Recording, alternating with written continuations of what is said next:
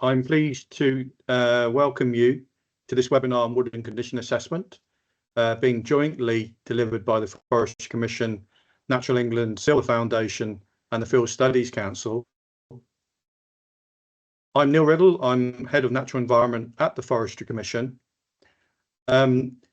Just some notes about the webinar. The webinar will be recorded. Hopefully that's not an issue for anyone here.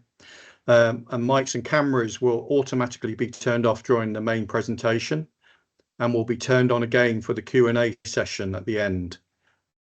Please add any questions you may have to the question and answer function on Teams, and we will endeavour to answer these as they are submitted. Please upvote any questions that you would like the panel to focus on at the end of the presentations. And to avoid any confusion, we will be turning off the chat function on Teams. So moving on to the agenda for today, I'm delighted to welcome a number of presentations today. The first one will be from Chris Tomlin, my colleague at the Forestry Commission, who will explain what Woodland Condition Assessment is and the project that sat behind it. This will be followed by Claire Cashton from Natural England, who will explain how the Woodland Condition Assessment can be used to inform the biodiversity net gain metric.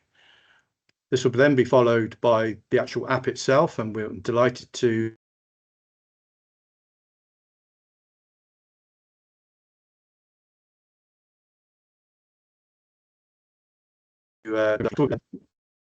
Charlie Brown from the Field Studies Council, who will take us through the Woodland Conditions Assessment guides that have been specifically developed for this assessment and the training that's available through the Field Studies Council.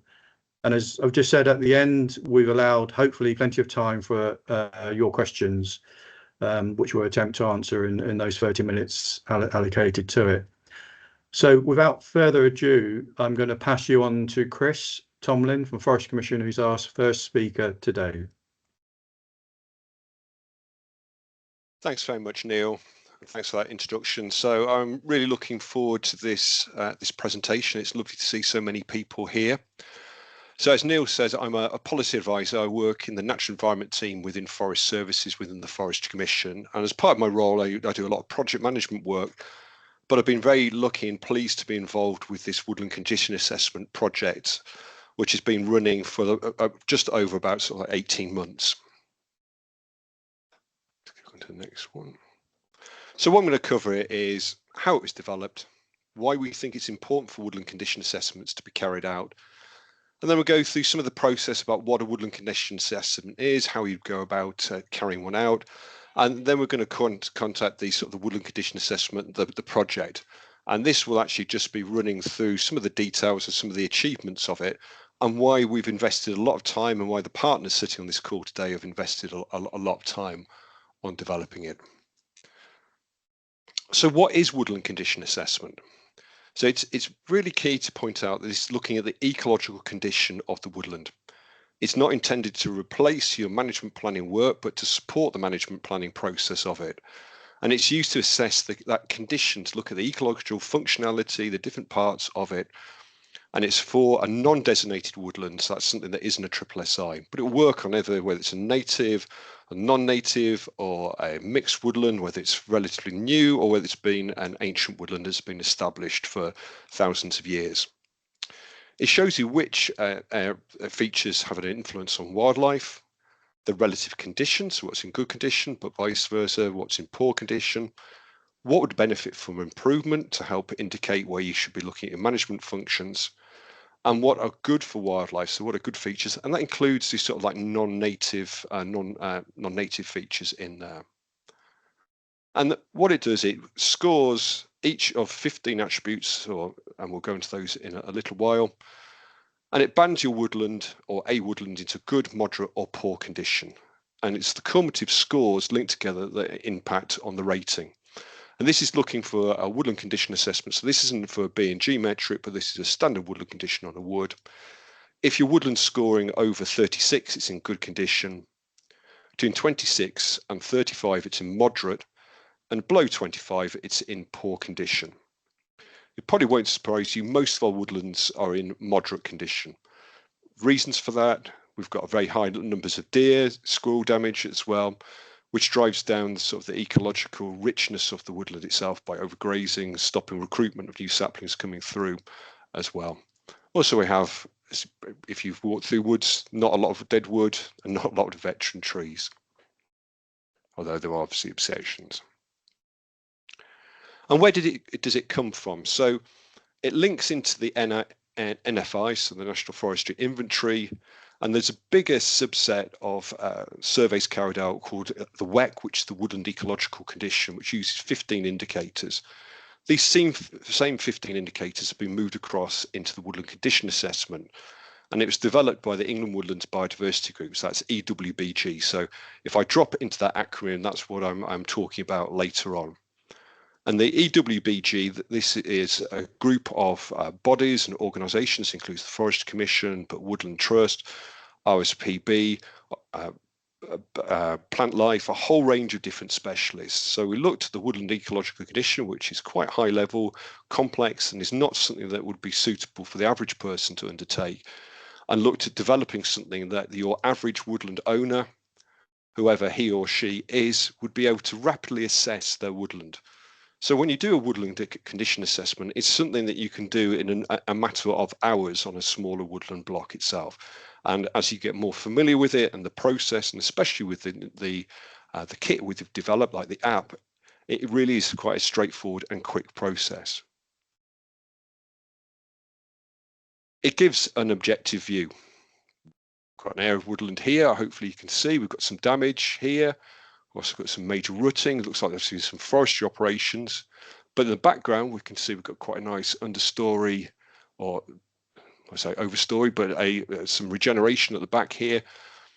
But what's the condition of that wood as a whole? How can we make an assessment of it so we can do a comparison between a different wood, maybe in a different county, or maybe they're just across a holding on an estate itself. And this is where woodland condition assessment comes through. So it looks in the entirety of the woodland itself to give a scoring which is as robust as it can be, and with that quickness and fleet-footedness of assessment. So we think every woodland would benefit from an assessment. I probably would say that because I'm the Forestry Commission, but it is really important to be able to have a good understanding of what's happening within the woodland itself. It can be an opportunity to spot any early signs of issues, such as tree health issues on there. It can also help direct your woodland management, help inform your woodland management planning on there, and boost biodiversity. The beauty of it is anybody can complete an assessment. It's designed to be a modular process. So you've got it on, you can have an app on your phone. Here's my own phone, my woodland condition assessment on there. So if you are a professional, you understand your you can ID, you can look at MVC on there. You've got a good understanding of it. You can just use your phone and your app to carry out an assessment. If you need a bit more support, we've got a series of wonderful guides, and the FSC will go into more detail these later, which give you some more information on some of the features. And plus there's training. So if you are a complete beginner and enthusiast looking to understand what's happening in the woodland, with your phone, with your guides and your training, you can carry out a woodland condition assessment. And one of the other beauties of it, it links into the B&G metric as well. So it can be used towards biodiversity net gain measurements. And this is something we're very keen to do. And on the phone, you've got the opportunity to do a B&G assessment for the biodiversity net gain measurement, or to do a woodland condition assessment. It's used for a couple of our grant schemes at the moment, for landscape recovery and for HS2 Woodland Fund. And we're hoping that this is going to be going forward. There's going to be more schemes coming in for CS, the countryside stewardship that is, that will be using woodland condition assessment to actually get a baseline of the condition, and then further on in the scheme to see what the benefits of public funding has been on there. Also, why carry out any woodland size, no matter what size? So it could be a hectare woodland, it could be 100 hectares. It's suitable for whether it's a mixed ancient woodland, native, conifer on there, but it's not intended for a site of special scientific interest. If it's got a triple SI, it's got a separate assessment, and you'd be working closely with Natural England on that. So it's intended for everything else other than those non-designated sites. So what is the process? So it splits into 3 parts. Your first is your desk-based survey, because some data is best collected when you're in the office or the home office or wherever that is, or on your kitchen table or on the farm or wherever. It's things like the size of woodland. You're not going to know that by just walking into a woodland itself. The desk-based survey also gives you the opportunity to plan out the further features of it, which are a 10-metre radius survey plots and whole woodland survey. And I'll go into each of those in a bit more detail. So your desk-based will look at the size of the woodland itself. It will give you an indication of what the roughly open ground within that woodland is. You'll need to check that as you walk around. It could be more recent operations. And also look at percent of favourable coverage surrounding the area itself in a 5.6 kilometre circle, which gives you roughly 100 square kilometres of habitat around there. And those are done, as I said, before you go out. You'd also use that as the basis, and I've got another diagram coming up, and planning your different plot surveys. So up to 30 hectares, you're doing a minimum of 5 plot surveys, and over 30 hectares, you're doing a minimum of 10 plot surveys. Those 10-metre radius plot surveys give you the opportunity to really get a grip with the woodland itself. So to have a good look around, not a rummage as such, but look to see, can you see any regeneration? What's the health of those trees, the trees in there? Is there any damage, the browsing damage? Can you see anything being nibbled off on there? Is there any disturbance? And then you combine that with a whole woodland survey walk at the end. So this is again another opportunity just to check, sanity check what you found in the survey plot. Things like veteran trees you may have missed, they may not be in there, but it gives you an opportunity to look at the edges of the woodland. So say if you're bounding onto a conurbation, there could be invasive species that moved across. And it's the sum of those 3 different parts that give you an overall condition of the woodland itself. And as I said, it's quite fairly easy to, and I've got a diagram here. So this is an example of a mixed woodland. So if you were the owner of this and you had an intimate knowledge of it, you may not need to actually work to draw this route out. But if this is the first time you're coming to it, you probably would want to actually do a walkthrough first. You do different surveys within, if it's conifers or broadleaf ones on it. So these are your different plots. You carry out your different plots as you walk through, and then you belt and brace this by this walk going through on it. The beauty of the app is that you can repeat these survey plots in the future. So they are GPSed on there, or sorry, a grid reference on there. So you can actually go back and repeat those. So if you're going to do another survey in 5 or 10 years, realistically, you're not going to remember where you are in the woodland, but this gives you an opportunity to actually go back to the same plots itself. And as you can see, this is the lighter coloured is a mixed area broadleaf woodland, and this is coniferous. And you do an assessment in your coniferous bit aspect of it, and a separate assessment in the different broadleaf ones on it. So I mentioned the indicators earlier on and the link into the WEC itself, and we've got 15 indicators that we look at. There's age distribution of the trees. So have we got, and I should say each one of these points has a point between 1 and score possibility of 1 and 3. 3 being the maximum, 1 being the minimum on there. To get the maximum of 45, you're really looking at that absolutely fantastic ancient woodland that you go into with a wonderful mixed structure on there. No significant signs of any browsing pressure, plenty of veteran trees, dead wood all over the place, lots of recruitment, a rich ground flora of wood anemone on there, plenty of vertical structure on that within open space, but plenty of really good habitat around the area itself. That will give you your full 45.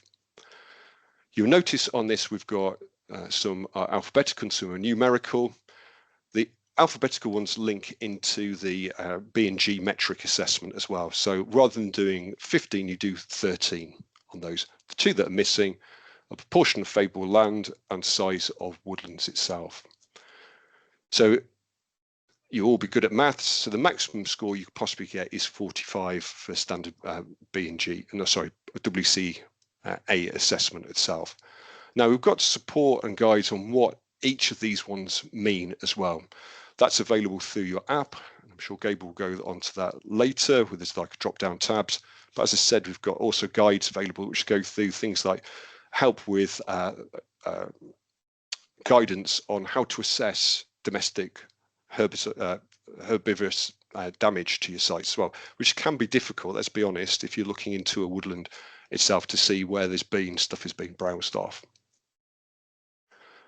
And this is an example of what it actually produces as well. I'm not going to go into this into great depth because it's going to be covered later on. But this is an example of the PDF report. When you actually do your assessment on here, you've got a coniferous woodland and a mixed broadleaf woodland here, different scores, and these are the different attributes of the 15 I talked about. It's mindful of time. So why did we go about, why have we done this this work? Why have we produced the app, the guides, the training itself? So feedback that we got from FC users, there's our previous series of Excel spreadsheets, not easy to use, you couldn't use them out the field, they weren't supported with detailed guidance, so they're a bit confusing, especially for experienced users.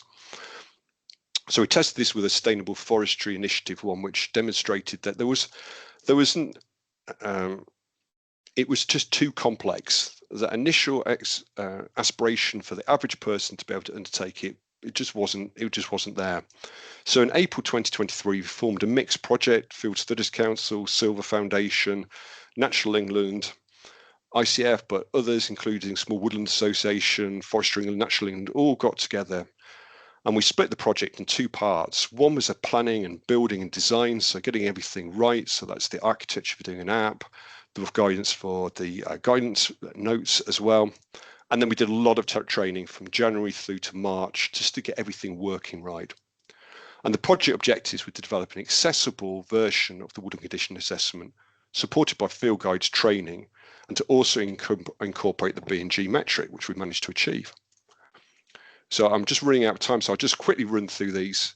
So the other advantages or the benefits for ourselves, as well as that accessibility, the ID support, is that we've got the opportunity to actually run reports on woodland condition. So this is something we've not been able to do before, so we can look across the whole of the country for different regions and sub-regional, so we can see if there's issues developing. And it will help us focus our work, can feed into local nature recovery strategies as well. And the other bit that was very keen, it supports the biodiversity net gain, so the B&G outputs. So I'm just going to finish there because I'm just running out of time. And what I'm going to do is pass over to my colleague Claire, who will just cover the B&G in more depth. Thank you all.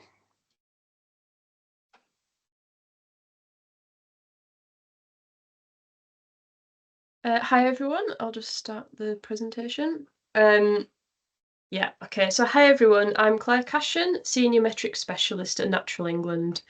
I've been assisting with the Woodland Condition Assessment app project to ensure it aligns with the biodiversity metric, Woodland Condition Assessment. So I'm going to talk about how the Woodland Condition Assessment app works for biodiversity net gain.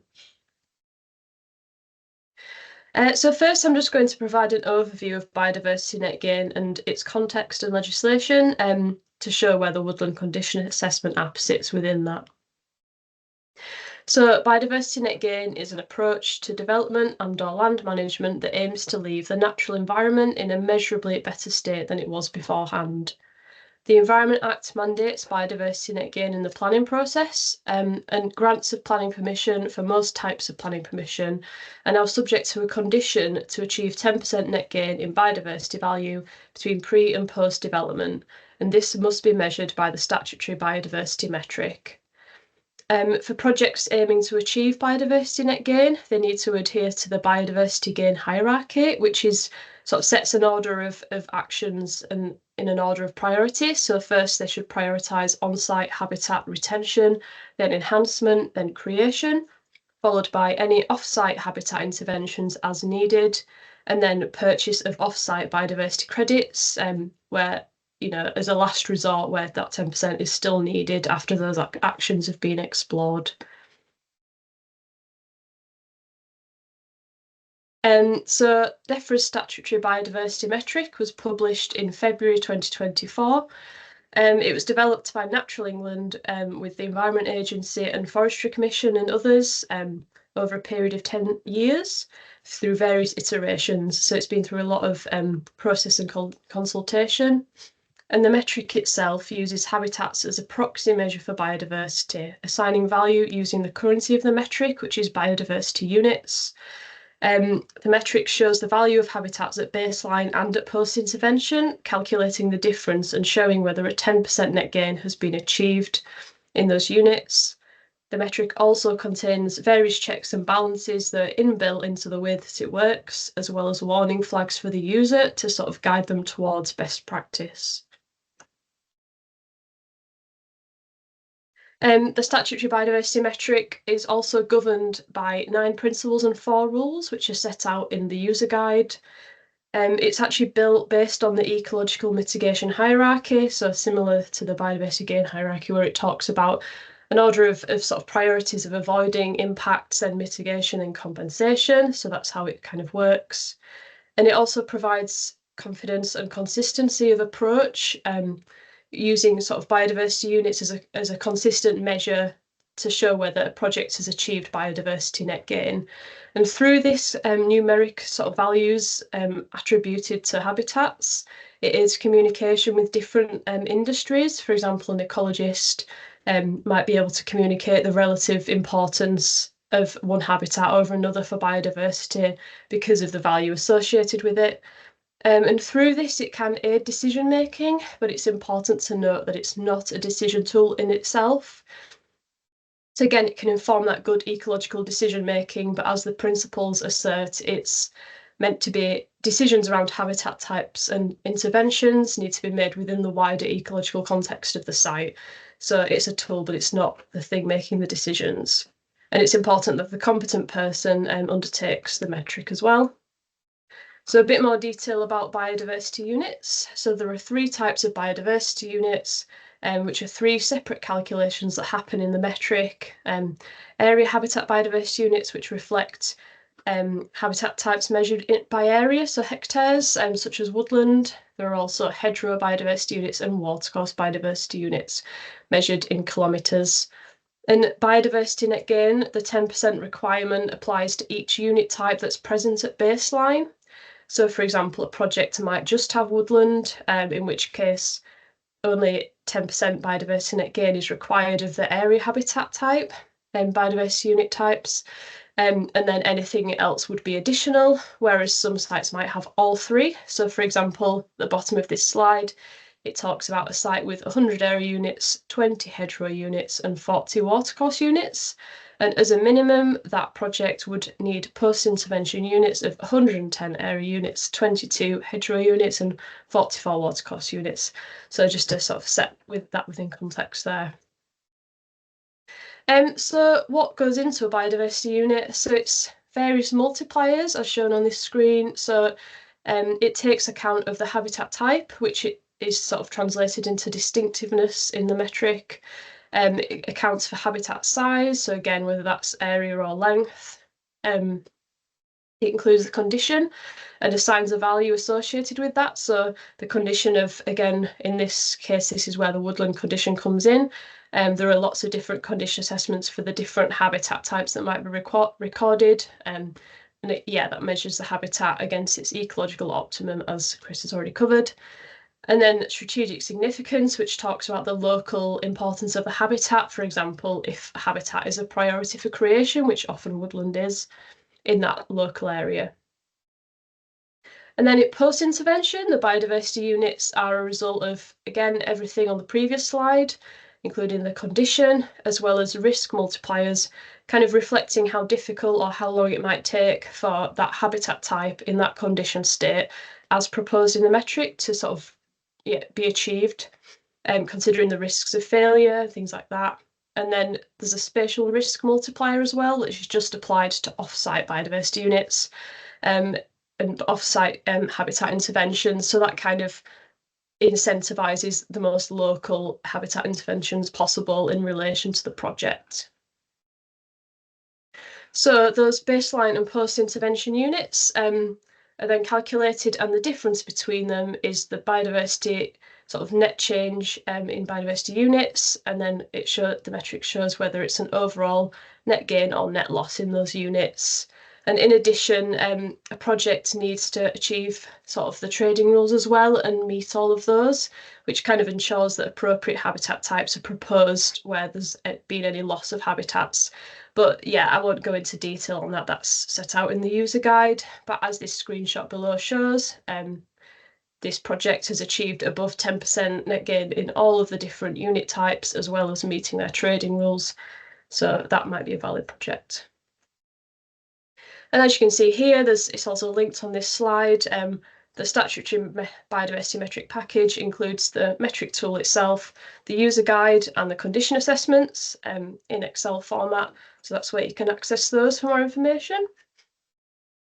So now I'm going to talk about the biodiversity metric woodland condition assessment, specifically for biodiversity net gain. So the biodiversity metric contains various woodland habitat types based on the UK habitat classification system as set out here.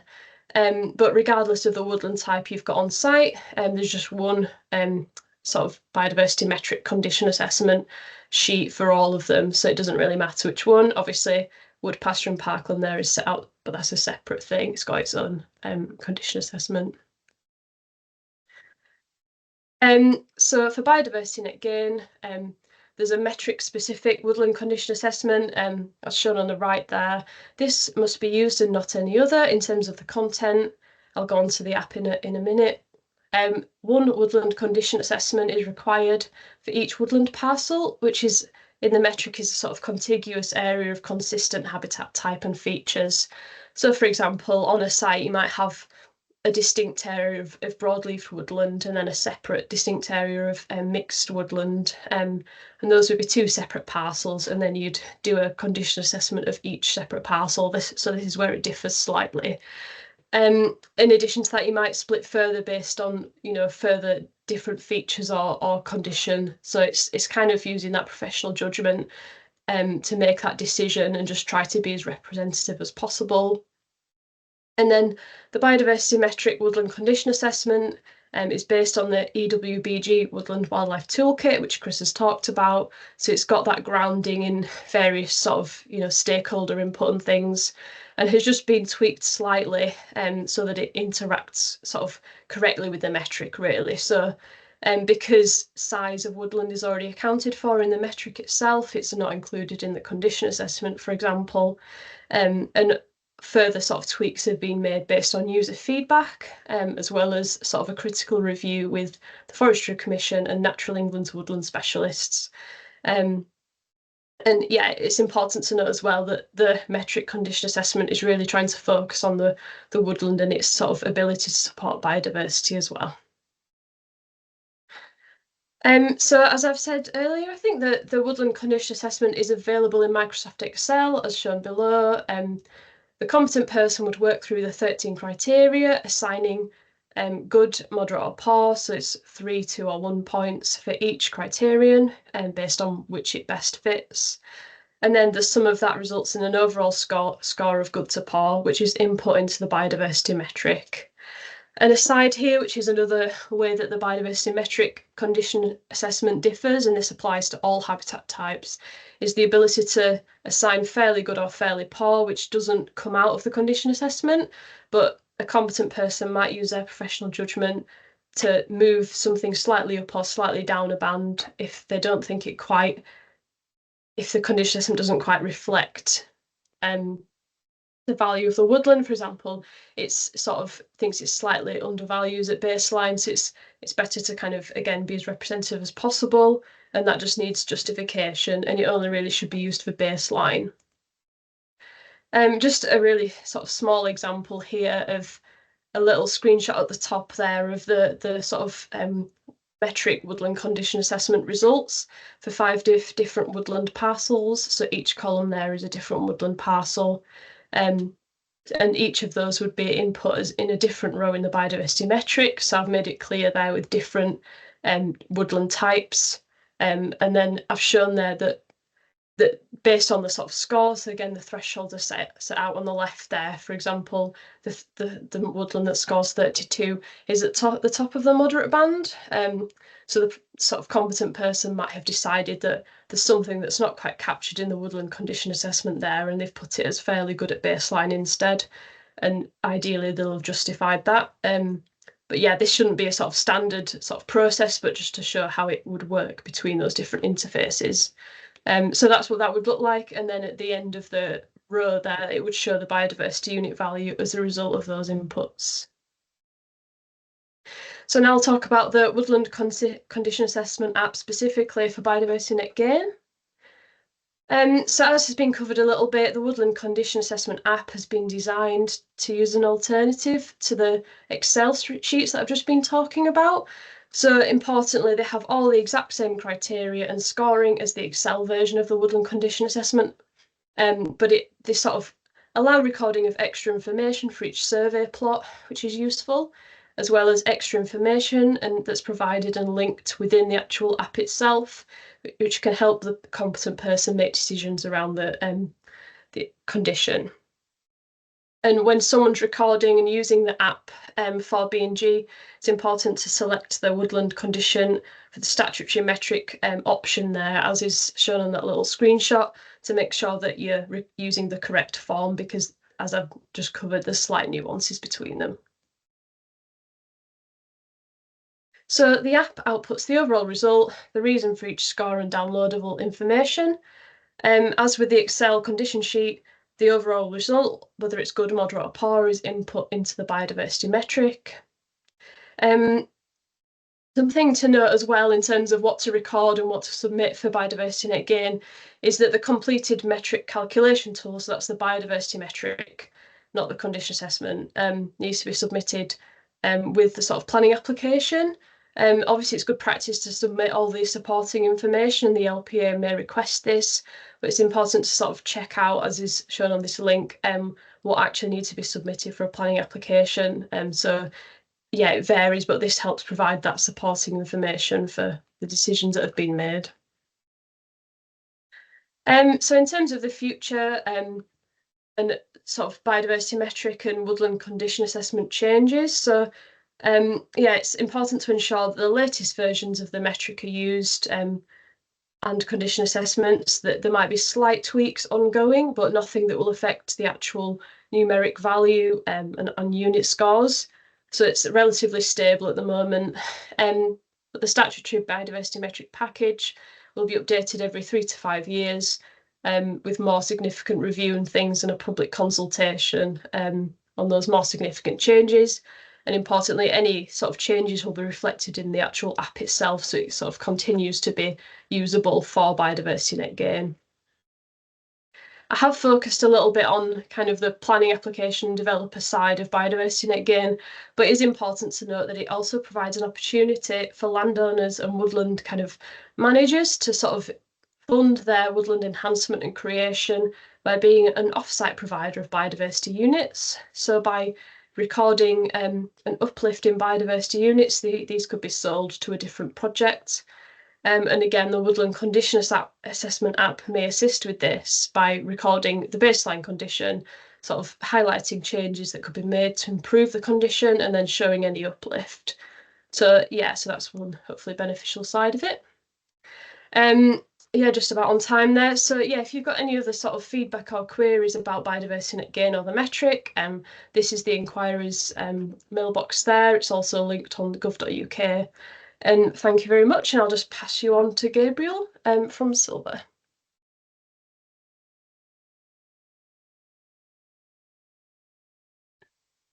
Okay. Well, good afternoon, everyone. Delighted to be here, and I'm going to take you through the development of the app and how it works. Hopefully that's a really helpful couple of introductions so far. And because it's a different voice saying sometimes the same thing, I hope pennies will drop in terms of how this works. Yeah, so I work with Sylva Foundation. I'm Chief Exec and head up our science projects, and I've been leading on the project with Sylva, and then obviously working with our colleagues in Forest Research and students at the council. So the principles are, it's a web-based tool, and here's the website. And if you get your phones out, you can scan this QR code before I move on. It will come up again. But this is the landing page, and you can see you need to log in with an email and password. And note that on the left-hand side, it just says how this is for two purposes: is to support the Woodland Condition Assessment, and as Claire's just explained, also the WCA for the statutory biodiversity metric. You also notice here it's got install app, and I'll explain a bit about that at the moment. But a starting point is this is in your browser. You go to a website on your computer, desktop, laptop, whatever, and read this and sign up first. And so you've got an account. And that's the important thing at this stage.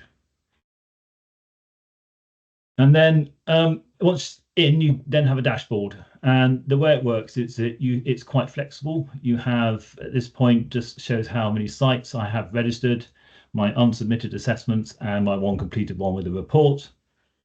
And you can see I've got 2 completed assessments here. I did a session for the ICF training users in it, and also did my own 5-year assessment for young woodland planted at the Sylva Foundation's Wood Centre in Oxfordshire. In this case, sorry about the dog. In this case, I am the client, so I have one client, but you can add more clients if you're an agent. You can also add multiple properties. In this case, I have one, again, so it's the future forest, as we call it. And then each property can have any number of assessments. And here again, you can see my year 5 assessment and my ICF training session outputs. So you can see it's quite hierarchical and flexible, and you can fit a number of different needs to how this dashboard works. And it's very easy to add an assessment. Here it is on the right hand side. You click on add an assessment, and as Claire just highlighted earlier, you can notice that right at the top you've got a key decision to make. Are you doing a standard woodland condition assessment, or are you going to use this for the statutory biodiversity metric? And you tick one of those 2 options. It's a really important part of this. And as explained earlier, they're quite different in the woodland condition assessments, designed to help you, anyone, to do this in a woodland. It's relatively straightforward, as Chris explained. The statutory biodiversity metric variation, though, it's designed much more for professional surveyors, perhaps botanical and naturalist surveyors, and it's split up in a very different way. So the whole part of the app is better designed for those sort of users. So I'm going to talk now about really the standard woodland condition assessment and show you the screenshots, what that looks like. You can see here, I know in the chat there's been some discussion about reusing plots. We do encourage for repeat surveys that you do use the same plots. So you have a choice. In this case, you can see I've done 2 different assessments. I can elect to reuse those same plots, but essentially give it a name, my name, and the date of the assessment. The other thing I was going to point out here at the bottom, it says government agencies are interested in strategic monitoring. And this is what Chris mentioned about the FC and Natural England having some strategic oversight of the data coming forward. Currently, it's anonymized, so it's there's some geographic blurring to where exactly the woodland is that's been monitored, assessed, and also no personal data is shared. But there is an option, if you agree to it, that you can share full grid reference information. There's still no private information shared over, but it would mean that the actual wood would be identifiable. But that's totally your choice. So you tick that if you agree to that at the bottom. And then we get into, hopefully this is looking familiar now, the main sort of body of the assessment. So at the top, you can see 3 tabs. I've just circled the DES phase for now. And there's 2 questions that you need to answer in the woodland condition assessment. Number 6, or it's coded F for the biodiversity net gain variation, is the percentage of woodland that has open space. So you would do this at your desk because you might refer to your management plan or use some other GIS data or whatever it might be to try and accurately estimate the amount of open space in your woodland. So that's a desk-based question. Similarly, something again Chris explained briefly was this other question was around proportion of favourable land cover. Is a bit of a curious figure, as you can see here. How much favourable land cover is there in a 5.6 kilometre radius? And that's because if you draw a line 5.6 out from the centre of a wood and draw a circle from that, that's exactly 100 kilometres squared. And there's no way you'd easily find that out without using the government's magic tool. So we provided some inbuilt help to guide you through which things to tick in magic. And you can see here the blue dot is where I'm sitting and talking to you from today at the Wood Centre, and the subject of our wood. And you can see my 5.6 radius picked up a number of different conditioned habitats within that radius. So that's the magic tool. And again, that's all hopefully clearly explained when you use it'll be the desk-based part of the browser, if you like. So that's question 7. So once you've done that, you then really this becomes much more powerful as a mobile application. So when I said earlier it's a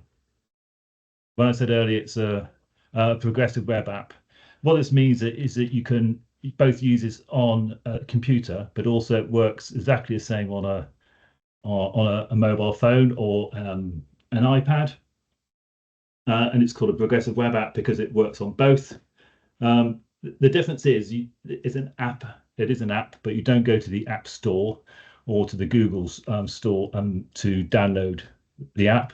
You basically install it direct from the browser. So again, here's the QR code if you want to do it directly now from your mobile phones. And I've just put a little hint here on the bottom right. It just explains that if you want it to look like an app and appear as one of your tools, you can see here I've done that with WCA, and that's the logo that pops up. And all you have to do is bookmark it as a page, and then you can very easily access it through your normal sort of selection of apps in your smartphone. So once you've successfully installed the app on your smart device, you can basically seamlessly go from using this on your PC or Mac at your desktop, and then go out into the field and continue the survey. So at this stage, you can see I've circled stage 2, so I'm into the plot surveys, and it's listed here the 5 plots I've completed so far while I'm out in the field. You can give these any name you want, any number you want, whatever makes sense to your survey.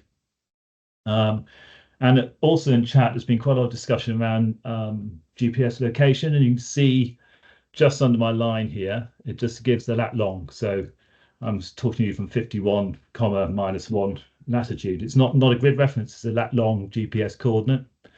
And as I said earlier, the reason being that will help you relocate the plot if you want to use it again in future, which we encourage you to do.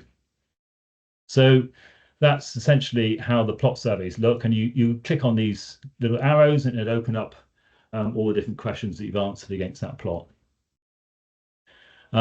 And just to show you a very specific example of how the two work together, both the desktop and the app, here is the survey for the Woodland Walk. This is question 1, the age distribution of trees. I've ticked it's a young woodland, and that's the only age class present, so I've ticked the young. If on the app, it just looks exactly the same, but obviously in a slightly different format to fit the phone. So it's not really very complicated. It just hopefully will make it as simple as possible. And that's how question 1 would look within your plot. I know we talked briefly earlier just about the outputs. This is a little assessment report that appears in your dashboard. You can see my name and the woodland type, the area of the different woodland types in my surveys, how many plots I selected. You can see it says download raw data, and is currently is a PDF format. Again, there's been discussion in the chat, I know, about accessing Excel outputs, and that's something we can perhaps talk about with you in the Q&A. Also here, survey results. So you click on that and it comes up with a full summary, color-coded for the different 15 questions, red being poor, orange, medium, and green, good. And that then hopefully is a nice visual interpretation of the scores, which are summarized overall at the top. And again, if you click on these little down arrows, it will give you more information about how that score was calculated. And I should say that throughout the app, there's built-in help at all stages. So any plot, any question that you're trying to address, it does have inbuilt help and guidance. And as Claire said earlier, the interpretation of that score I just showed you is then transferred into a 2-page document. This is a PDF again. So the idea here is you've got page 1 with your key information about who you were and where it was. Notice that there's an SBI number, a higher tier reference number, a woodland management plan number. So these could be perhaps in future used for any formal submissions as part of a future grant. So that's why they're here. And on the back page, if you like, this is a two-sided document, you would have the actual score and the result formally captured as part of that submission. So if you might be in future ever required to submit something as part of a grant or an application, this could be the document that you might be asked to produce. So that's why we've got this as the sort of endpoint to the whole project. So that's it for me. I'm thinking a little bit ahead of time, and I look forward to any questions. I'll leave this up just while I pass on the baton. So thanks very much.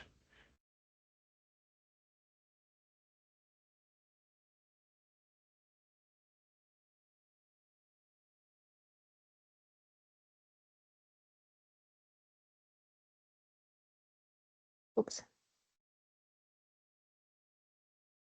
Good afternoon. I'm following on here from Gabriel.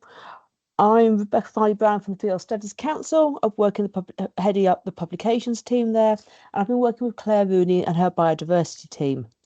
The Field Studies Council's role has been to develop the supporting material and training to help people use the app and complete a WCA and BAG assessment. User testing in 2023 showed some people needed more support in both the field skills and the identification. 80% asked for more support with identification of the ground flora needed for the MVC communities, and 83% asked for more help with identification of tree pests and diseases.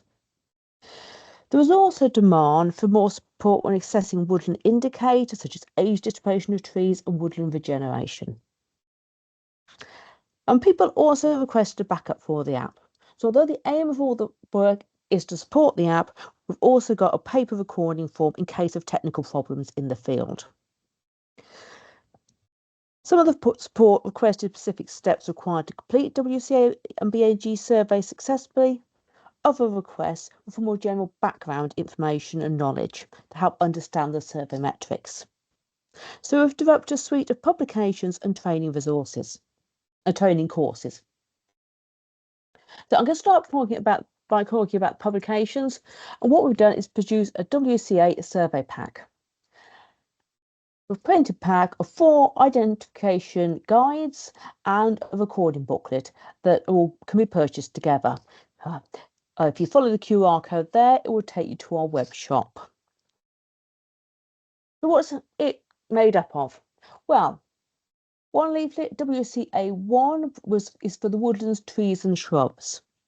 This keys out the trees and shrubs both when they're in the leaf, but also includes buds and bark for identifying common trees in winter, because you're not always doing surveys at the time when it's optimum to see some of these tree key characters.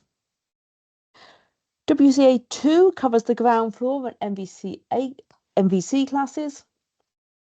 WCA3 is for tree pests and diseases. This guides you through the signs of ill health, such as crown dieback, potential causes of discoloured foliage, bark bleeds, cankers, insect damage, and wood decay fungi. WCA4 looks at the various woodland indicators, such as identifying non-native invasive species, canopy structure, tree age, and disturbance. It's also got guidance to help you prepare and plan your sampling spots, and looks at how to do the whole wood walk. It also looks at how to interpret the data and how you get your woodland and conditions such as good, moderate and poor. Then we've got WCA5, which is just the recording booklet, and that records it in exactly the same information and exactly the same stages as going through either the app or the online survey. And then support the BNG surveys. There's also a downloadable booklet for that.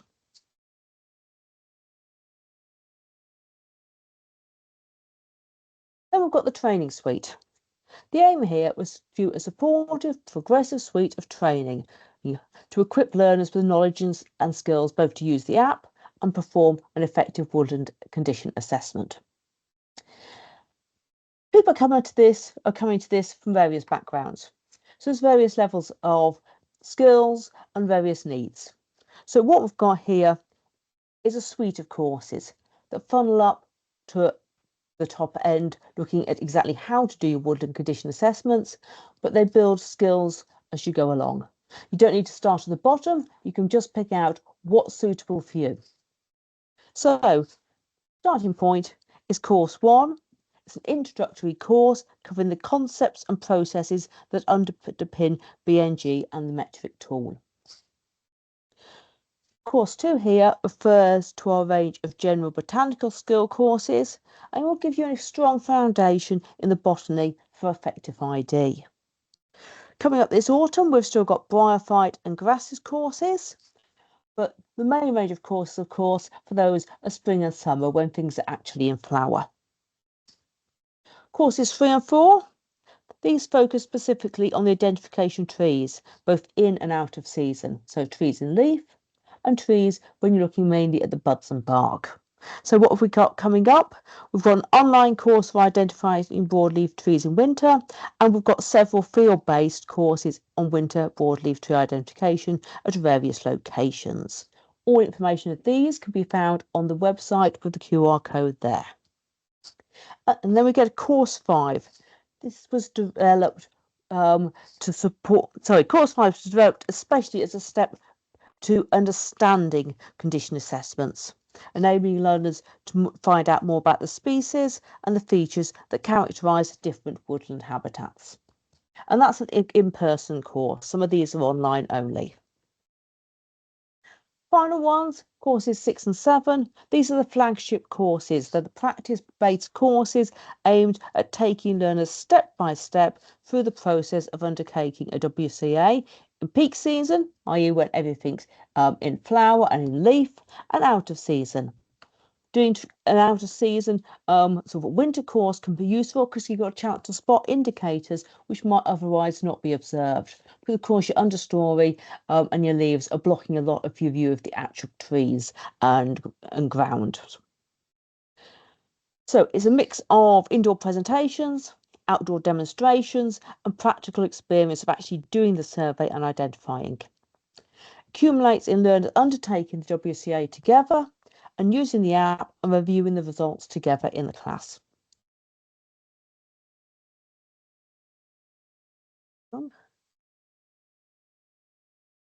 Feedback so far for the courses has been very good. People have liked the blend of both class-based learning and outdoor learning. We've had over 900 learners on the rated courses to date, and of course we've still got some running through the year. So look out, there's a variety of botanical, tree-themed and biodiversity metrics running now until the end of the year, as well as the new programme next year. The brand new courses were all well received and are now embedded as part of the rolling programme of more than 20 courses relating to this work and in the pipeline for 2025. So that means they've got embedded in our regular programme of courses, so we're going to be able to continue to support this beyond the end of this project. We also do corporate bookings for organisations.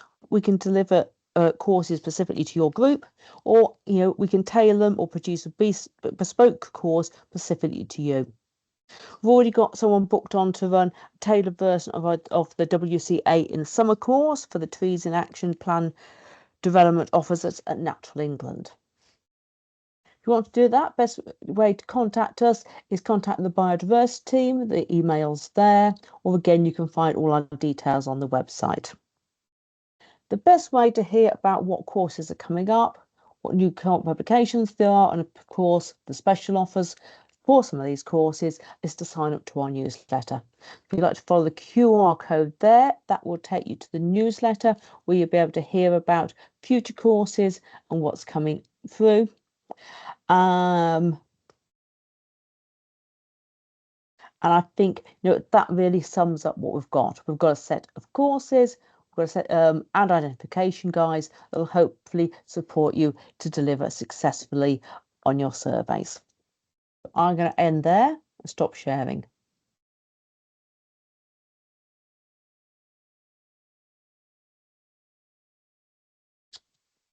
Excellent. Thanks, Rebecca, and thanks to all the speakers who've presented here today.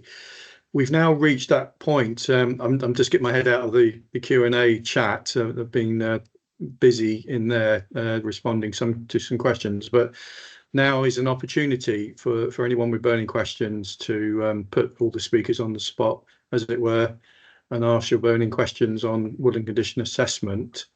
I've gone through the chat very quickly, and sort of common themes were around the mythology in terms of how you stratify woodlands. There was quite a bit on the designated woodlands. What we mean by designated woodlands is literally legally protected woodland, i.e. an SSSI woodland. We're not referring to other designations like ancient woodlands. So yes, you can use this on an ancient woodland, but obviously the ancient woodland could be an SSSI as well. So you just need to be mindful of that distinction. The whole ethos of the woodland condition assessment, the ecological condition, is a theoretical ancient semi-natural woodland in good ecological condition. So you're scoring to get to good, you would be in this sort of very good ancient semi-natural woodland full of all the features, those 15 indicators, and the definitions of good there. So that wholly appropriate for ancient woodland to be applied to that. There's also quite a lot in there about further enhancements to the app around mapping and the ability to share information. Gabriel, can we put you on the spot on those two things? What yes. we're hoping to do, and also the ability to share information with another surveyor, for example, I think was a specific question. Yes, I don't know the answer to that one. I'm sure it's something we could look at exploring. I mean, in short, we're talking to the SC currently about doing another tranche of work to make some of these improvements that have certainly been identified recently. I think the issue about data sharing is interesting, and the sort of editable nature of the output. I think there is a slightly unhelpful description in the dashboard at the moment when it says download raw data. In my mind, it's not raw because it's fixed in a PDF. There is no ability currently to download a CSV file. Now, it's partly for reasons of, I think, some concerns about the outputs being editable and what that might mean for any formal links with government and approvals, for example. But I think that's something we need to work through. It's not technically difficult. We just, at the moment, have only got a PDF download. The mapping issue, I think, is something we have explored, isn't it, Neil? It's clearly some ability to keep a track of where you walked and to use some sort of inbuilt mapping solution would be really neat, and we're aware of that. So it's in our specification for an improvement, but as ever, these things need to be thought through carefully and funded. So watch this space, I think is how I might put it, looking at our funder. Okay, thanks, Gabriel. I'm now going to put people on the spot, I think, and actually get some new faces on the screen. This is your 30 minutes of opportunity, and I'm going to do it in reverse order, looking at the chat. So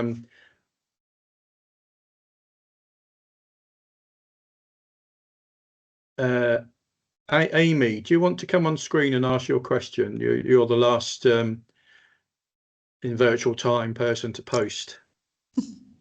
Hi guys, can everyone hear me? Yes. Yes, I should have held off and not posted that question just now, been put on the spot, but it's just in relation to the login and actual functional use of the app. When doing the assessment, say for example, if we had multiple team members who were based on one project and there was multiple parcels and we wanted to send them out to do an assessment on these different parcels of woodland and accumulate the data, would all of those team members need their own individual login for the app, or could we have like a central admin person and kind of pool the data for like one site, if that makes sense? Makes sense to me, and I'm going to pass that one to Gabriel, who understands the app better than me. Yeah, I was looking at Chris, wondering whether he might have a view on that. I know it's been discussed about levels of agent use, if you like, and clients, and it's something we're very familiar with in how we set up My Forest as our mapping system. So I can see the need for that, but it's not something we've actually got in motion at the moment. Chris, did you have any thoughts in terms of the training you've done with your team? No, it's something we'd like to do. It's something that's we're aware of. The only way you could do it would be to have to share your particular login. Yeah. Now, we did talk about that, what the potential impact of that if you were trying to upload stuff at the same time would be. And I'm not sure if we've got a conclusion of that, but that was the only way we could actually think about it. You have got the option to set yourself up to, as a client, to put in numerous different woodland sites in there, so you've got that granularity there. But I'm not sure on whether we came to a conclusion. I don't think we actually tested it to see someone trying to upload at the same time. We got back for 5 o'clock for a cup of tea and hang up the waterproofs. No, that's fair. Yeah, that was the main issue, Chris, because you could end up with a real mess if you had some sort of synonymous updating by different people using the same login. So yeah, I think that's something we need to think about and see if we can find a solution. Yeah, that would be great. Thanks, guys. Okay, and then Rosie has asked the question about why there are 13 indicators in BNG and 15 in WCA. I think we did cover that in that the biodiversity net gain metric already asks for the size of woodland and the adjacent habitat. So that's purely the reason. It's not additional research questions for forest research there. So hopefully, Rosie, that's answered that particular question. Just so we're not putting the panel unduly under pressure, individuals, I'm going to spread some of that around. So Andrew Weatherall's asked an interesting question. Andrew, do you want to pose your question on Sitka spruce plantations? So, I mean, you said a couple of times, I think, that the sort of, an ancient semi-natural woodland in good condition would be the kind of standard that that should turn out really high. So it made me wonder about if you've got a UK forestry standard plantation forest, let's say Sitka spruce, at kind of minimum levels, so just meeting the standard, what would that look like through this? I think it said on the blog from Chris advertising this that it is for all kinds of woodlands, including conifer. So I just wondered if you tried it and what it comes out at. It's certainly been tried out on different types of woodland for the user testing, and also because it's been around quite a long time, we've got some experience of it. I mean, your particular example is going to come out as poor, particularly if it's sort of young or mid-rotation. But having said that, there are some fabulous examples around the country of very mature stands of conifers in mixed situations that's got ancient woodland flora beneath it, and lots of dead wood and stuff like that. So it is possible to enhance the scores, for coniferous woodlands, but it's always going to be fundamentally an issue to actually get it into that space of an ancient semi-natural woodland for a very obvious reason. But we feel it's useful for us because we can it's possible to evidence enhancements to those sorts of situations, and justify why we might want to support some activities in those woodlands by having that baseline and then demonstrating how things are improved. So we only see it as a positive. Thanks. That's okay. Great, Neil. Thanks. Oh, we've got hands going up now. So Jackie, do you want to go next? Hi, I was just following on from Andrew's question there. So particularly in red squirrel habitat management areas, you're going to have blocks of conifers that will have masses of feed-in drays for that priority species. So I don't know if there's a way of adding that on, even as a comment, but that potentially would need to be taken on board. Yes, the condition assessment doesn't really address species, and in fact, biodiversity again doesn't address species. And there's been a lot of discussion on that, and there will be obviously lots more discussion on it moving forward. So at the moment, the condition assessment is around habitat. So for the situations you're describing, Jackie, that would be another factor taken into account in terms of the woodland management plan, and any grant support we're able to offer would be taken into account, that priority species interest there. So can I ask a really cheeky question, probably to Chris and maybe Gabriel? The woodland condition assessment, the data. So imagine us 20 years on with this data. How do you hope to be interrogating it? What are you hoping it to achieve? And I say that with the caveat of the squirrel surveys at the moment through WS1, which seem to be, it's early days yet, but seem to be collecting a lot of data that's irrelevant, historical, and not very useful for active management. So I'd really like to know how you're going to use this, how you can make it work for active management. Okay, I'm happy to do that. I can do both those as well. So the WS1, the squirrels, is something I'm actually looking at the moment to better interrogate the information we get coming back, because, and also for deer as well, because that gives us a really rich opportunity to look at how deer species, or certain deer species, are moving across the country, but to actually map our efforts. And that links quite nicely into woodland condition assessment, because if we've got effective deer control, you should see scores improvement on things like ground flora and regeneration. So currently we've got surveys being done now. I'm in a really fortunate position that I can actually see those. As Gabriel says, they are normalised, but I can get that on a county basis. So what does it enable? That enables going forward that we can look, developing a local nature recovery strategy. We can see the relative condition of those woodlands within that county, but we can also see what particularly indicate why are they in moderate condition, or what is the particular issue? Is it deer, squirrels, for instance, if it's a southern one, or is it something else? Is it veteran trees or dead wood, etc.? The other thing it gives us the opportunity to do is tailor our grant aid as well. So if we can see across the country there's particular issues on there, we can actually then take action. And also with tree health. So if there is suddenly a lot of issues with tree health popping up in one particular area, that is probably something as the regulator we should be looking at and thinking about.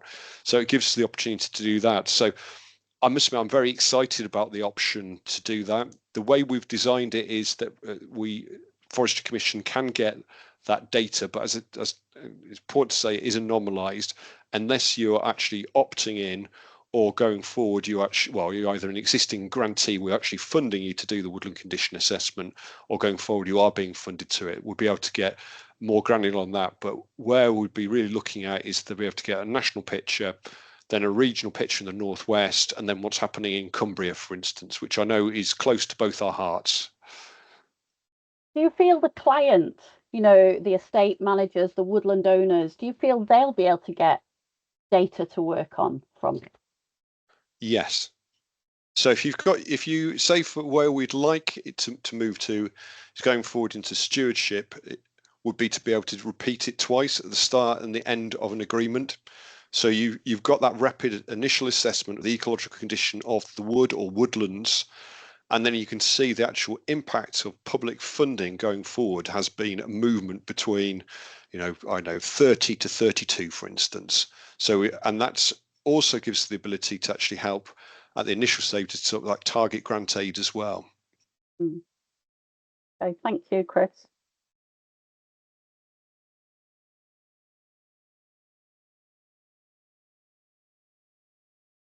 Okay, I was getting immersed in responding to some questions there. So just because Andrew's post has just popped in there, I think we've discussed at length in the various administrations in the UK the idea of weighting scores or having different scores and stuff, and it was long and interesting conversations, but we've ended up with this benchmark of ancient semi-natural woodland being where we all feel comfortable with. So it is interesting, and I suspect the conversation will continue. For example, woodland creation is another one. Should there be a lower score for woodland creation? But the problem is you're then setting different standards and criteria when really we want all our woodlands to be in very good condition at the end, and it takes so much time that can only happen through the presence of passing of time. That if you start to have artificial breaks, then it's not really giving you a comparable score for different types of woodlands in different situations.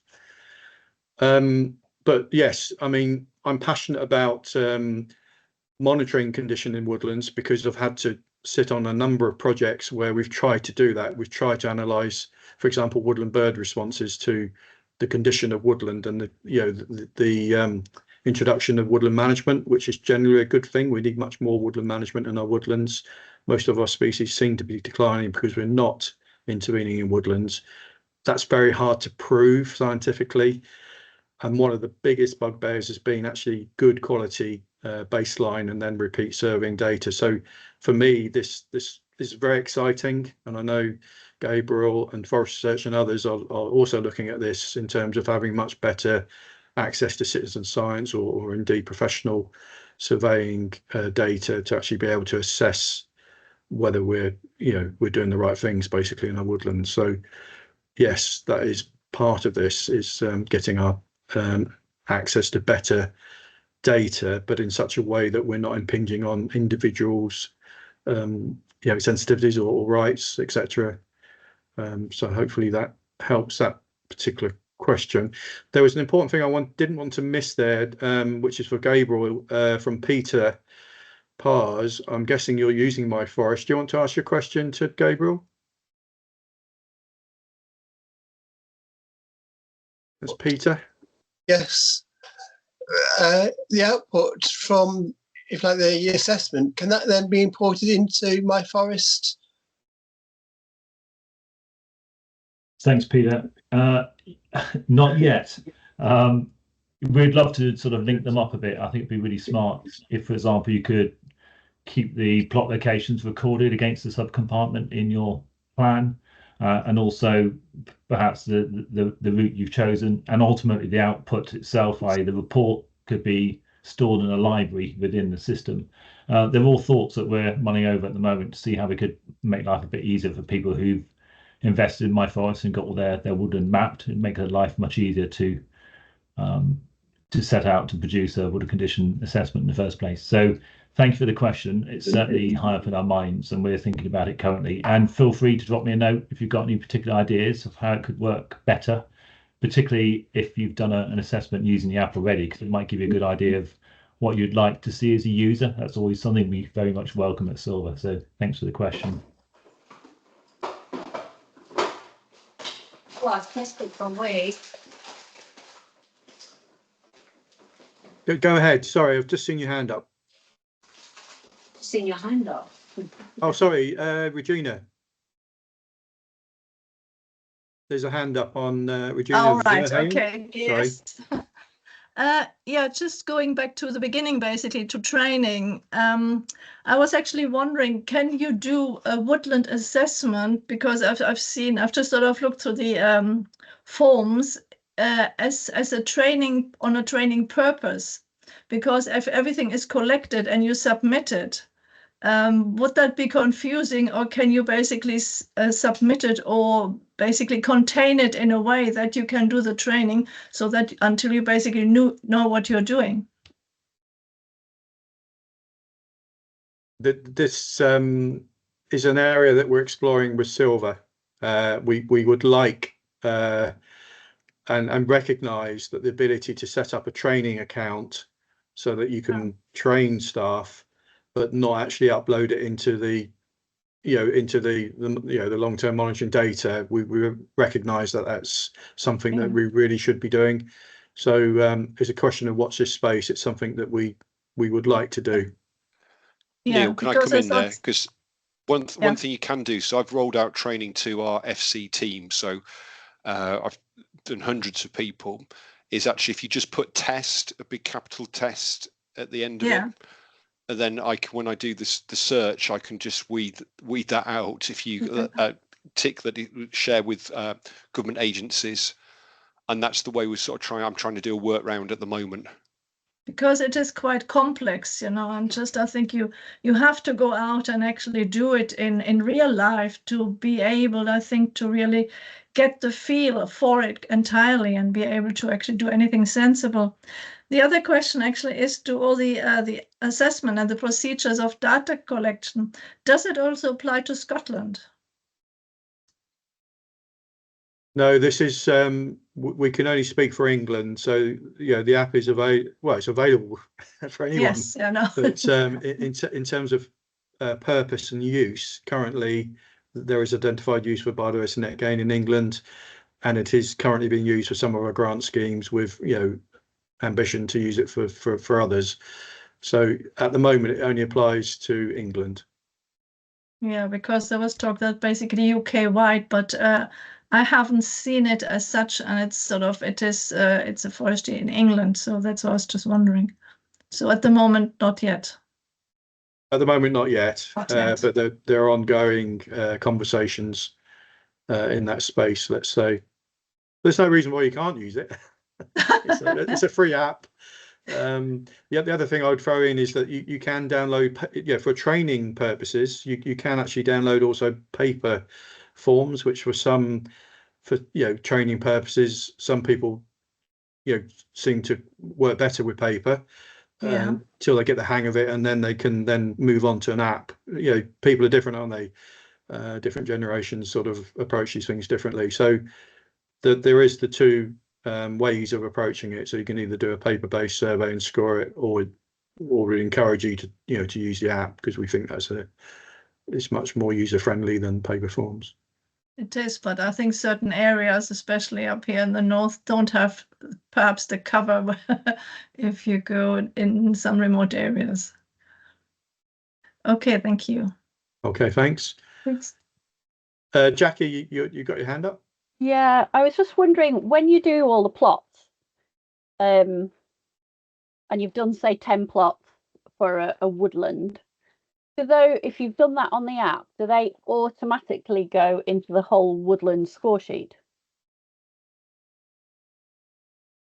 Yes, that's good. So if you manually do it, and you've got 10 sheets that you've manually filled in, do you then have to add it all up and put it into?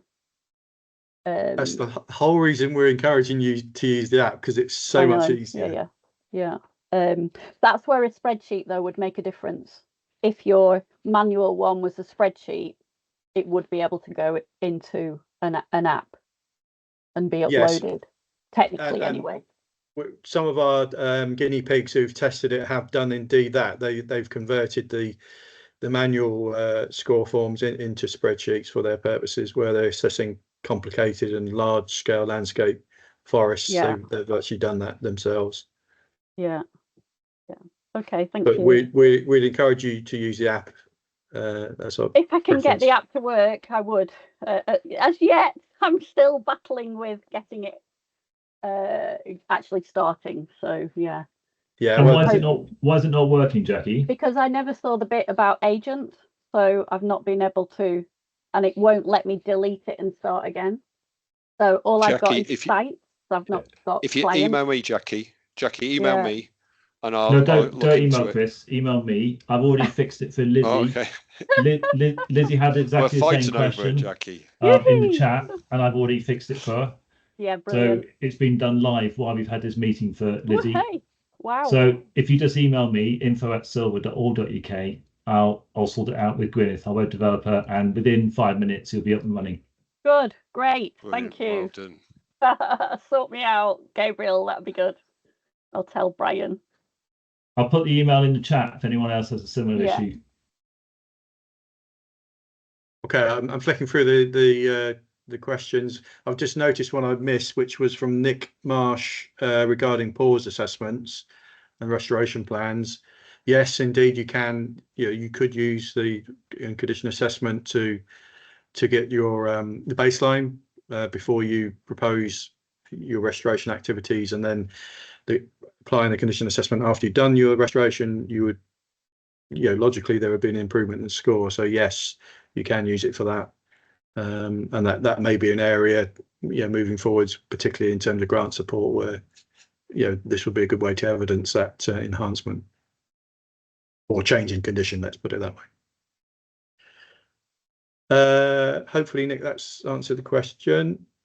Amanda, you put your hand up. I have. I was just going to come in on something very similar to that. Just in a lot of the chat, there's mention of, can you use it for landscape recovery projects? Has it got a place in academia? Can you use it for forest restoration? Can you use it on ancient woodlands? And I think the message we want people to take home from today is, yes, you can use it for anything you want to. It's a really useful tool for getting a baseline assessment of your woodland. And the more people that use it, the more it will become the go-to standard for all woodland condition assessment, and the more the parlance about poor, moderate and good will start to resonate with people, and you won't feel bad if you've got a poor woodland. You'll just feel like you've got a fantastic opportunity to do something with it to make it better. So that's just the take-home message that I wanted to give to people in answer to some of those questions. Thanks, Amanda.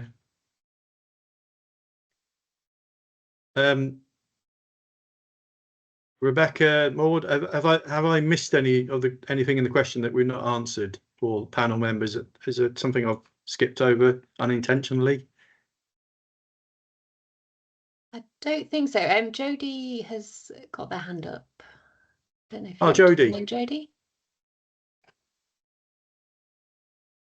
I wasn't explaining it very well. I think what my point is that so woodland management includes things like people that have felling licenses, MOD land and things like that. And I was wondering if each of these categories have had a woodland condition assessment done in different woodlands of like that have that management. That makes sense. So like a productive, I think this was kind of mentioned earlier, like a productive woodland, have we done woodland condition assessments to see the impact of that management style? And done that for all of the things that are included in the woodland management metric. Does that make sense? I don't think. Yes, it does make sense, and I'll invite colleagues to come in a minute. But I mean, it's been a chicken and an egg situation, and we've not been able to meaningfully collect data at an individual woodland level. The publication in, I think it's 2020, of the woodland ecological condition statistics by Forest Research, which looked at woodlands in Great Britain, was able to indicate, the overall condition of our woodlands down to a regional level, where they're confident that the data was robust enough statistically to do that. But when you get down below a region, down to a county, or indeed an individual woodland, that sample is based on 15,000 permanent samples and then some random samples, which just won't cover everywhere, unfortunately. So we've not really, until now, with this app and the ability to collect data, with the user's permission, of course, being able to do it. So it's early days, and the testing was carried out last year. Woodland Condition Assessment's been around for quite a while. It's been, as Chris alluded to, England Woodland Biodiversity Group developed it, 10 years ago, something like that. And so it's been around as something out there that people have been able to use, and it has been used for some grant schemes, but the data hasn't been, we've not had a way to actually collect the data.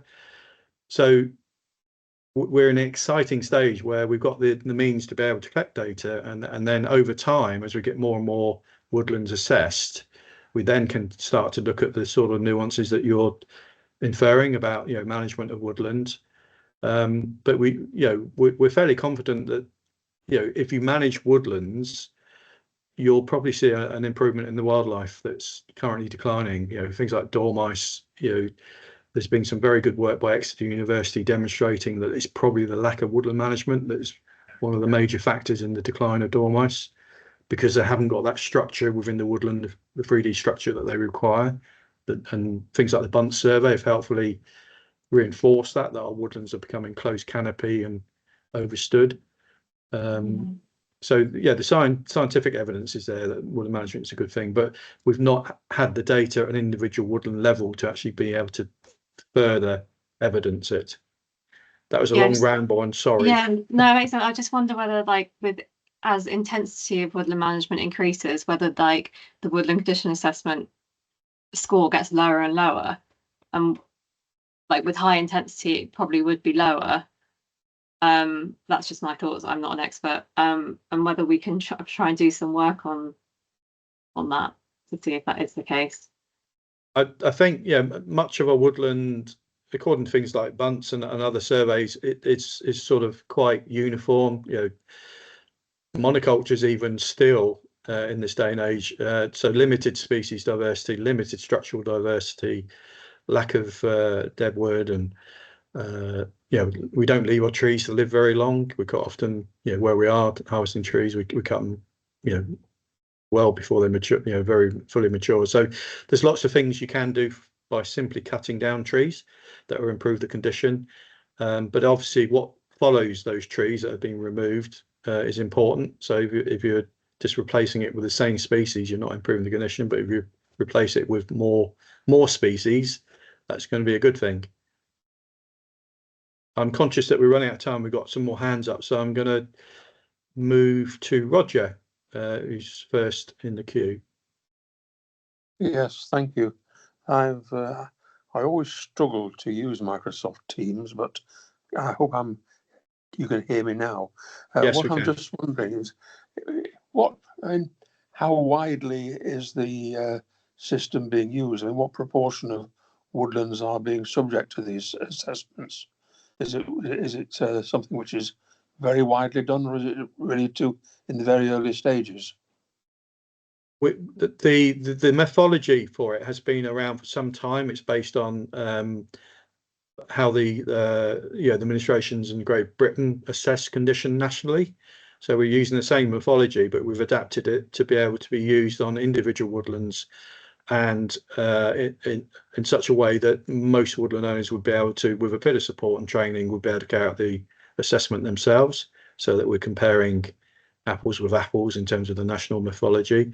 We've only launched the app in April this year, so yes, the latter, we're in the early stages of it, but you know, across many sort of areas in the sector, forestry sector, we can see the benefits of this. But you know, as we're saying, it's going to take time to actually gather the data and then to be able to you know, do meaningful analysis on it, which will support the national assessment. So I just worry that the organisations which are likely to own woodland and to use the system, like wildlife trusts and local authorities and so on, are going to be managing their woodland well anyway, and the people who are not managing it are not going to manage it and not going to do the assessments. Yeah, so the assessment is there, which ensures a consistent assessment. So if you're in Cornwall or in Northumbria, it means the same thing when someone says the woodland's in good or poor condition. As I say, we're exploring how it can be used to support some of the things that government does. So we obviously incentivise through grants, woodland management.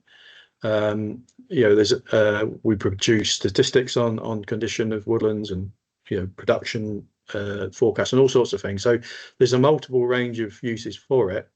And I suspect, you know, if it's linked to being able to access a grant, then people will use it, because, you know, they need to do that to access the grant. So it depends on what what unfolds over the coming months and years, you know, further down the road. But at the moment, you know, it's a free app. It's not costing you anything, and you know, it's useful. Thank you very much. Common standard. Thank you very much. Okay, no problem. And Karen, sorry that we're rushing so quickly through this. No problem. I'll try to be quick. So my question relates to the question about the recommended time of year to undertake the assessment, and that being suggested spring, summer. But obviously that sort of conflicts a little bit with maybe like ground nesting birds and other disturbances. And I just wondered if there was any like recommendations or guidance for how you can make sure that your assessments don't sort of like disturb wildlife. Yes, I'm conscious that I've done most of the talking. Chris, do you want to come in on that? Because I know you have responded on a similar vein to some of the questions there. Let me come off mute. I was just talking to myself there. Yes, so basically there was something in the chat about also about brambles cover as well, which is can be challenging. As I said, I've rolled out training across our teams, and there's a big difference from doing stuff in Cumbria to there is in Devon on that, and just the lushness of it. So when you're coming through and you're thinking about your plot surveys on there, the sort of the spring one is the intention is to catch that sort of like spring flora, which is very difficult and has a short not lifespan, but is ecologically evolved to actually burst forward before you have the canopy closure. So in that instance, hopefully you'll be going through and doing the survey before you've got any breeding like warblers on the ground, etc. The intention for doing it then ideally is to do two, is to go through again later in the year, just to have another sort of like mop up. And it's easier to see things like, again, browsing damage when you've got vegetation on the ground. So into that, again, it shouldn't, you need to be aware of EPS, so European Protected Species, when you're going through it. But of course, if it's a well-designed survey itself, it shouldn't cause significant issues. If it is something that you're concerned about, we'd obviously advise either speaking to your to Natural England, or you could speak to one of our Forest Service ecologists on there. But it's a limited number of plots going through the site itself. And again, if you were aware of any particular interest, I don't know, nightjar, woodlark, no, that's a woodcock, stuff like that, then I think it'd just be sensible and pragmatic to look at your routes going through. Yeah, brilliant. Thank you. Okay, thank you, Chris. Thank you, Karen, for the question. I'm conscious we've gone over, and my sincere apologies for not managing this better. And thanks to those that are still on. I see people have obviously got other meetings to go to. So just to conclude, I'd like to thank all the speakers for their really good presentations. Rebecca, in terms of the recording, will it be able